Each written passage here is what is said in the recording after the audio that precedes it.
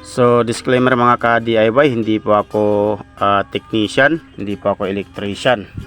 So kung ano lang po ang aking kayang gawin, yun lang po, dahil sa base lang sa aking mga experience.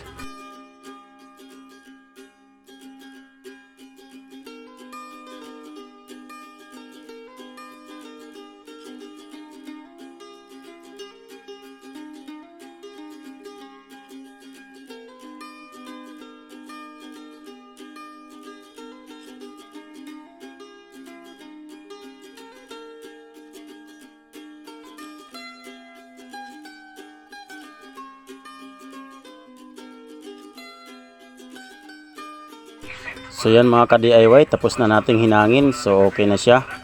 So i-check na lang natin yung kanyang ayan, yung kinalawang niya, ating kikiskisin ng kutsilyo para matanggal yung kalawang. Kaya paalala ko lang sa inyo mga ka-DIY, lalong lalo na sa mga baguhan, na lagi nyo pong hihigpitan ang inyong connection sa wire papunta dito sa controller, sa kanyang terminal. Kasi kadalasan dyan nagkakaproblema dahil sa loose connection. Kaya umiinit yung wire, nasusunog. So lagi nyo dapat higpitan yan, lalo na yung mga breaker, yung mga DC breaker nyo.